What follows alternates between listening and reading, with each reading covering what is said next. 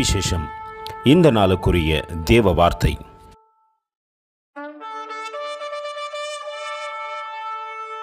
One generation passed away, and another generation cometh, but the earth abided forever. Ecclesiastes 1:4. తరము వెంబడి తరము గతించిపోచున్నది, భూమి ఒక్కటే ఎల్లప్పుడూ నిలిచియున్నది. ప్రసంగి గ్రంథం 1వ అధ్యాయం 4వ వాక్యం. ஒரு சன்னதி போகிறது, மறு சன்னதி வருகிறது, பூமியோ என்றென்றைக்கும் நிலைத்திருக்கிறது. பிரசங்கி 1:4.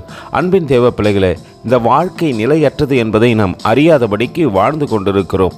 ஆம், நிஜம்தானே. நம் முன்னோர்கள் எங்கே போனார்கள்? நமக்கு பிற்பாடும் ஒரு சன்னதி வந்துவிட்டதே. அப்பொழுது இந்த வாழ்க்கை நிலை இல்லை என்பதை நாம் புரியாதபடிக்கு இந்த மட்டும் வாழ்ந்து கொண்டே இருக்கிறோமே. இதை நிலைப்படுத்தத்தக்கதாக இந்த காலை வேளையிலே பிரசங்கி நம்மோடு கூட பேசிக்கொண்டிருக்கிறார். நாம் நிலையாக இருக்க வேண்டுமானால் அது தேவனோடு இசைந்தால் ஒழிய இருக்க முடியாது.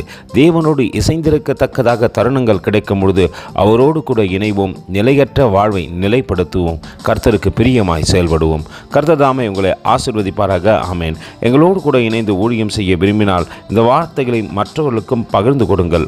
இது ராஜ்யத்தின் சுவிசேஷம். Thank you for watching. God bless you.